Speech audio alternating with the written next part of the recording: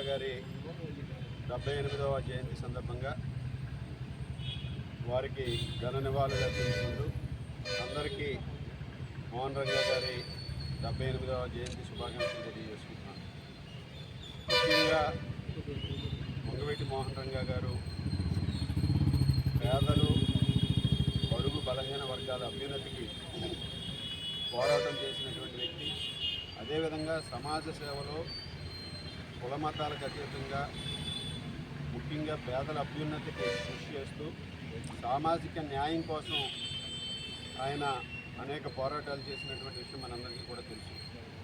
ఈ రాష్ట్రంలో రాజకీయాల్లో కానీ సమాజ సేవలో కానీ ముఖ్యంగా పేదలకు అండగా నిలబడటంలో కానీ మోహన్ రంగా గారి స్థానం ప్రత్యేకం.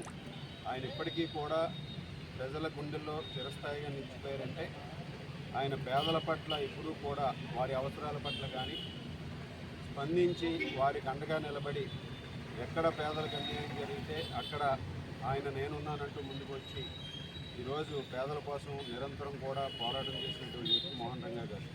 ఈరోజు ఎంతోమంది ప్రజల గుండెల్లో చిరస్థాయిగా నిలిచి ఈరోజుకి కూడా ఆయన ఎంతోమందికి ముఖ్యంగా యువతకి స్ఫూర్తిగా నిలుచుకున్నారంటే కులమతాలకు అతీతంగా మోహన్ రంగా గారు ఆయన ప్రత్యేకమైనటువంటి స్థానాన్ని మనందరం కూడా గుర్తించుకోవాల్సినటువంటి అవసరం ఉంది. భవిష్యత్తులో కూడా అదేవిధంగా ఆయన ముఖ్యంగా సామాజిక న్యాయ పోరాటాల్లో కానీ అలాగే రాజకీయాల్లో కానీ ఎటువంటి పోరాటాలు చేయాలి పేదలకి అండగా నిలబడడానికి, అదేవిధంగా సమాజ సేవ చేయడానికి, ఈరోజు సమాజంలో జరుగుతున్నటువంటి అన్యాయాలను ఎదుర్కోవడంలో కానీ ఒక యువకుడిగా ఏ విధమైనటువంటి పోరాటాలు చేశాడో అటువంటి పోరాటాలన్నీ కూడా ఈరోజు ప్రజలందరికీ కూడా స్ఫూర్తిగా నిలుస్తాయనేటువంటి సందేహం లేదు.